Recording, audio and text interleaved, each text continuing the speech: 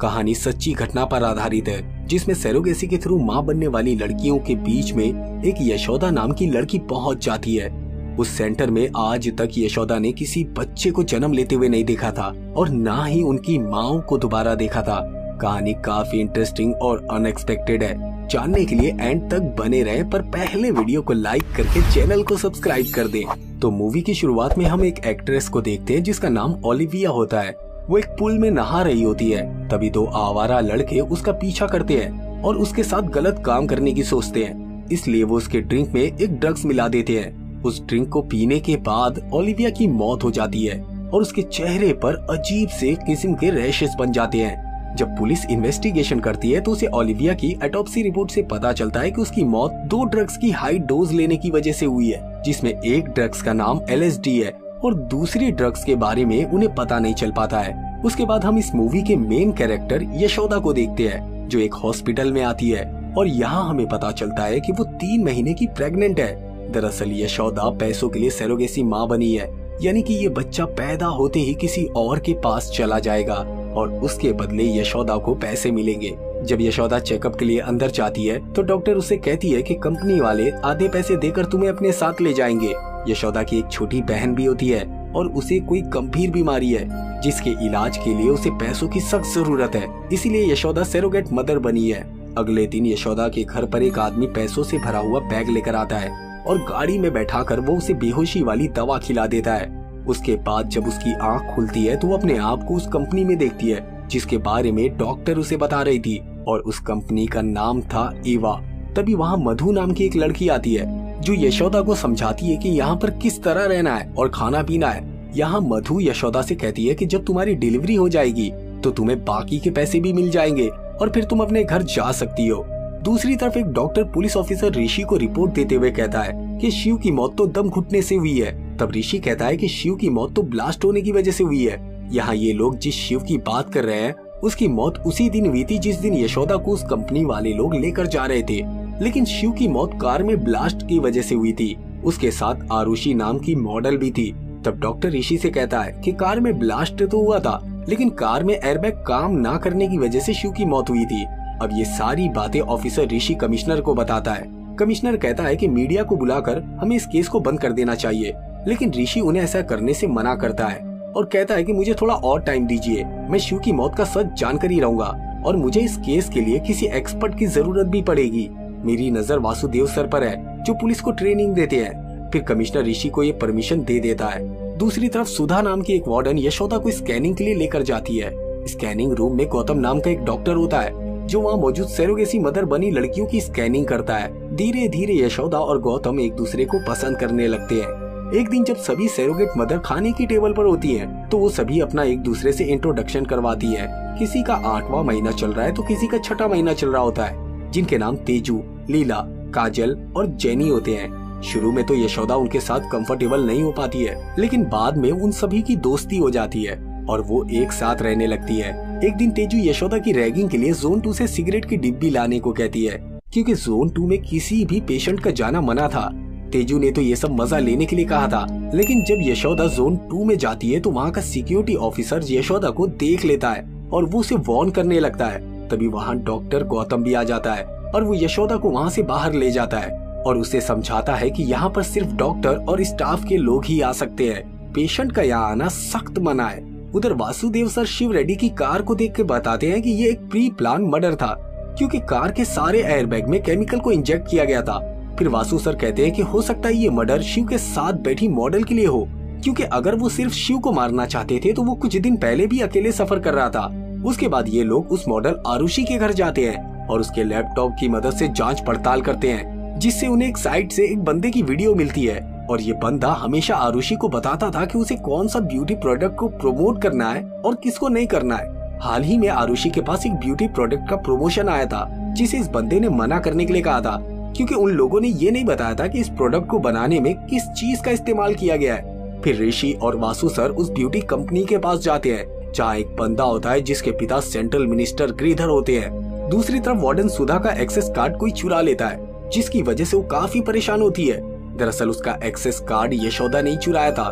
दूसरी ओर पुलिस वाले उस बंदे के घर जाते हैं जिसने उस ब्यूटी प्रोडक्ट का प्रमोशन करने से आरुषि को मना किया था। लेकिन वो बंदा तो पहले से ही मरा हुआ होता है अपने ही घर में। जब पुलिस उसके घर की तलाशी लेती है तो उन्हें फ्रीजर में एक केमिकल मिलता है। उसके बाद ऋषि उस केमिकल को अपने फ्रेंड के पास भेजता है उसे टेस्ट करवाने के लिए। फिर वो फ्रेंड ऋषि को कॉल करके बताता है कि कुछ दिन पहले जो ओलिविया नामी एक्ट्रेस का मर्डर हुआ था उसके बॉडी में भी एक मिस्टीरियस किस्म का केमिकल पाया गया था, और जो तुमने मुझे सैंपल दिया है वो भी कुछ इसी तरह का है। इस केमिकल की थोड़ी और जांच करके मैं तुमको इसकी रिपोर्ट भेजता हूँ। लेकिन उसी वक्त कोई अनजान शख्स ऋषि के फ्रेंड को मार देता है। अब सारी लड़कियां आपस में यहाँ अपने आने की स्टोरी बताती हैं, जिसमें तेजू बताती है कि बचपन से उसके पेरेंट्स चाहते थे कि उन्हें लड़का पैदा हो, लेकिन लड़की होने पर उन्हें बहुत बुरा लगा था। तब से तेजू हमेशा के लिए एक लड़का बनने की कोशिश में थी, और अपने पेरेंट्स का कर्ज चुकाने के लिए ही तेजू ने ये ऑप्शन चुना था। उसके बाद काजल अपनी स्टोरी बताती है। उसका जन्म एक रेड लाइट एरिया में हुआ था और उसकी माँ एक प्रोस्टिट्यूट थी। लेकिन काजल के पैदा होने के बाद उसकी माँ उसे उस माहौल से दूर रखना चाहती थी, इसलिए उन्होंने उसे गांव भेज दिया। और काजल यहाँ इसलिए आई थी ताकि वो यहाँ से मिलने वाले पैसों से अपनी माँ को उस रेड लाइट एरिया से बाहर निकाल सके।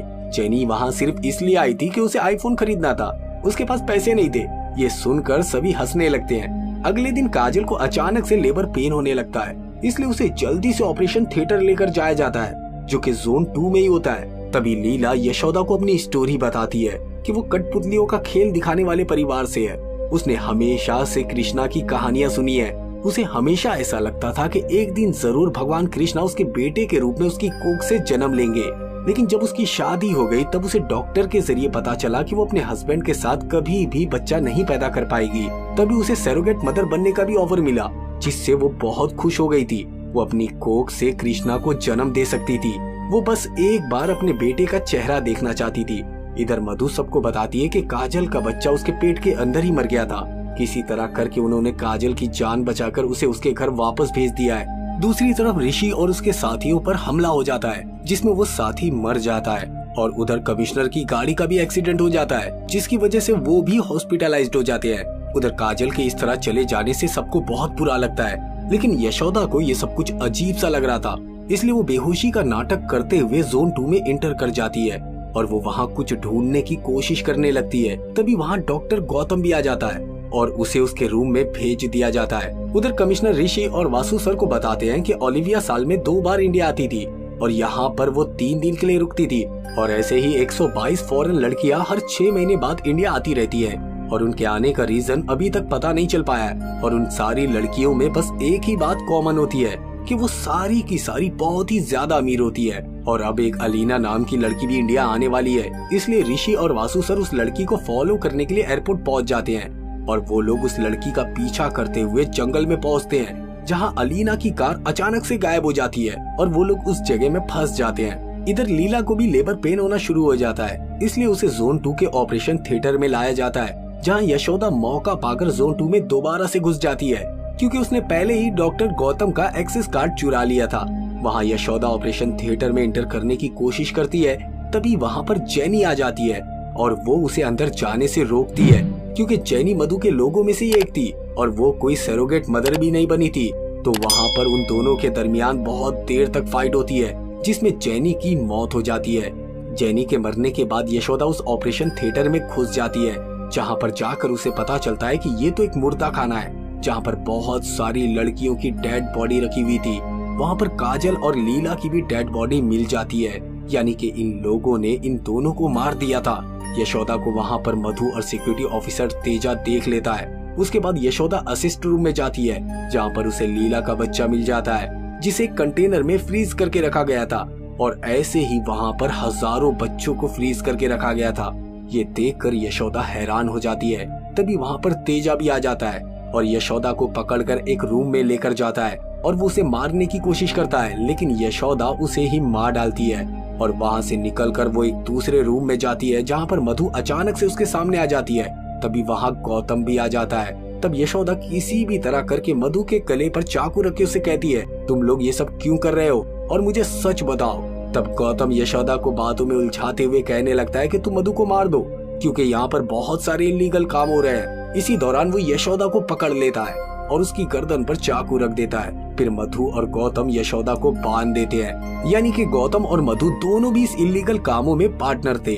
यहाँ पर मधु यशोदा को अपनी बैक स्टोरी बताती है कि कुछ सालों पहले गिरिधर किसी कॉलेज में एक चीफ गेस्ट की तरह आता है। उस वक्त उस कॉलेज में एक ब्यूटी कंपटीशन चल रहा होता है। स्पीच के दौरान गिरिधर कहता है कि ब्यूटी का असली मतलब होता है दिल की खूबसूरती। उसी कॉलेज में मधु भी होती है और वो इस बात का गिरिधर को जवाब देती है। मधु ज्यादा फोकस फेस की ब्यूटी को कहती है कि अगर लड़की खूबसूरत होगी तभी वो कुछ कर पाएगी, अगर वो खूबसूरत नहीं होगी तो कुछ भी नहीं कर पाएगी। उसी कॉलेज में गौतम भी होता है जो मधु से बहुत प्यार करता है। गौतम मधु को प्रपोज करता है, लेकिन मधु उसे बुरा भला कहते हुए उसे ठुकरा देती है। उस वक्त गिरिधर भी मधु को एक ऑफर देता है कि मैं तुम्हारी खूबसूरती और तुम्हारी बातों से बहुत इम्प्रेस हो गया हूँ, इसलिए मैं तुमसे शादी करना चाहता हूँ। फिर मधु गिरिधर की प्रॉपर्टी देखकर उससे शादी के लिए हाँ कर देती है। लेकिन शादी की रात मधु गिरिधर से कहती है कि अगर मैं प्रेग्नेंट हो गई तो मेरी ब्यूटी खराब हो जाएगी। उसके बाद भी मधु प्रेग्नेंट हो जाती है। जैसे जैसे दिन गुजरने लगते हैं वैसे वैसे मधु की खूबसूरती भी खत्म होने लगती है। तो डॉक्टर उससे कहती है कि तुम्हें एक रेयर किस्म की बीमारी है और इसका कोई भी इलाज नहीं है। टाइम बहुत ज्यादा गुजर चुका था, इसलिए अब वो अबॉर्शन भी नहीं करवा सकती थी। मधु की हालत इतनी ज्यादा खराब हो जाती है कि वो सुसाइड करने की कोशिश करती है, लेकिन वो बच जाती है। गिरिधर मधु की ऐसी हालत देखकर उसे छोड़ देता है और कहता है कि जिस खूबसूरती को देखकर मैंने तुमसे शादी की थी वो तो अब खत्म हो चुकी है। उसी दौरान गौतम मधु के पास आता है और कहता है कि मधु मैं तुम्हें फिर से खूबसूरत बना सकता हूँ, लेकिन मेरी एक शर्त है, तुम्हें हमेशा मेरे साथ ही रहना होगा। और मधु इसके लिए मान जाती है। उसके बाद गौतम मधु को अपनी लैब में लाकर उसके ऊपर बहुत सारे एक्सपेरिमेंट करता है और फाइनली गौतम का एक एक्सपेरिमेंट सक्सेसफुल हो जाता है और फिर मधु पहले से भी ज्यादा खूबसूरत हो जाती है। एक बार फिर से मधु गौतम को धोखा देती है। वो गिरिधर को बुलाकर उसके आदमियों से उसकी पिटाई करवाती है। गौतम उन सभी लोगों को मार देता है। गौतम मधु से कहता है कि तुम्हारी ये खूबसूरती लाइफ टाइम के लिए नहीं है, तुम्हें हर 6 महीने के बाद एक बूस्टर डोज लेनी होगी और उसका तरीका सिर्फ और सिर्फ मेरे ही पास है। मैं ही उस डोज को बना सकता हूँ। मैंने तुम्हें पाने के लिए सीरम बनाया था। अगर मैं ये सीरम बाहर बेचता तो आज मैं बिलियनर बन सकता था, लेकिन मैंने तुम्हें चुना और तुमने मुझे धोखा दिया। गौतम की ये सारी बातें सुनने के बाद गिरिधर एक प्लान बनाता है और कहता है कि तुम्हें मधु चाहिए, ले लो, लेकिन मुझे पैसा चाहिए। तुम मुझे इस ब्यूटी सीरम को बनाकर दे दो, मैं उससे पैसे कमाऊंगा। फिर ये तीनों मिलकर इस काम को करना शुरू कर देते हैं। उसके बाद मधु दूसरी कंट्रीज के लोगों को अपने प्रोडक्ट के बारे में बताने लगती है। यहाँ पर हमें पता चलता है कि इस प्रोडक्ट को बड़ी बड़ी सेलिब्रिटीज ने यूज करना शुरू कर दिया है, जैसे कि ओलिविया एक्ट्रेस और भी बहुत सारे लोग होते हैं। लेकिन इनके प्रोडक्ट को इस्तेमाल करने के 48 घंटे के भीतर कोई भी ड्रग्स नहीं लेना चाहिए। इसी वजह से ओलिविया की मौत हो गई थी। इसी तरह इनकी कंपनी न्यूबॉर्न चाइल्ड में पाए जाने वाले प्लाज्मा से ये प्रोडक्ट बनाते थे, इसलिए इन लोगों ने बहुत सारी प्रेग्नेंट औरतों को अपने पास रखा था और इन सारी लड़कियों के बच्चे के प्लाज्मा को सेव करके रखा था। उन्हें जब भी जरूरत पड़ती थी वो उसे निकाल लेते थे और वो मरी हुई मॉडल आरुषि इनके इस प्रोडक्ट के बारे में इन्वेस्टिगेशन कर रही थी, इसलिए मधु और उसकी कंपनी ने मिलकर आरुषि को मरवा दिया था। यानी कि शिव की जान ऐसे ही चली गई। इन कामों में जो भी रुकावट बना उन्होंने उसे रास्ते से ही हटा दिया। खैर किसी तरह करके यशोदा वहाँ से भागने की कोशिश करती है। एक तरफ ऋषि और उसकी टीम को ये बात पता चलती है कि इस सब काम में कमिश्नर भी शामिल है। ये कमिश्नर उनके साथ रहते हुए मधु और उसकी टीम को इन्फॉर्मेशन पहुंचाता था, इसलिए मधु और गिरिधर उन सभी लोगों को अपने रास्ते से हटाना चाहते थे। गौतम एक बार फिर से यशोदा को पकड़ लेता है, लेकिन इस बार यशोदा गन उसके ऊपर तान देती है। दरअसल यशोदा एक ट्रेंड पुलिस ऑफिसर है, यानी कि जब यशोदा अपनी ट्रेनिंग खत्म करने के बाद ड्यूटी ज्वाइन करने गई थी तो वहाँ पर पुलिस ऑफिसर ने उसे अपने पास एक रात गुजारने को कहा था कि अगर वो ऐसा नहीं करेगी तो बदले में उसे पैसे देने होंगे, तभी वो उसे ज्वाइन होने देगा। जब ये बात यशोदा की बहन को पता चलती है तो वो सोच लेती है कि मैं बहुत सारे पैसे जमा करूंगी और अपनी बहन को पुलिस में ज्वाइन करवा कर ही रहूंगी। डीप में इन्वेस्टिगेशन करने पर ये बात पता चलती है कि यशोदा की बहन ने सरोगेट मदर बनने का फैसला किया था, लेकिन यशोदा की बहन को वो हॉस्पिटल वाले किसी दूसरी जगह लेकर गए थे। उसके बाद यशोदा ये फैसला करती है कि वो खुद एक सरोगेट मदर बनकर उनका काम तमाम करेगी और अपनी बहन को बचाकर वापस लाएगी। इस तरह से यशोदा जिस दिन से यहाँ पर आई थी उसने हर चीज को बहुत ही अच्छे तरीके से देखा था कि कैमरा कहाँ पर है। तभी यशोदा के पास कुछ गार्ड्स आ जाते हैं और उसे मारने की कोशिश करते हैं, लेकिन यशोदा उन्हें मार डालती है। दूसरी तरफ ऋषि और उसकी टीम कमिश्नर का भी काम खत्म कर देती है। इस तरह यशोदा वहाँ मौजूद सभी गार्ड्स को मारकर उस कंपनी में मौजूद सभी लड़कियों को बाहर निकालने लगती है।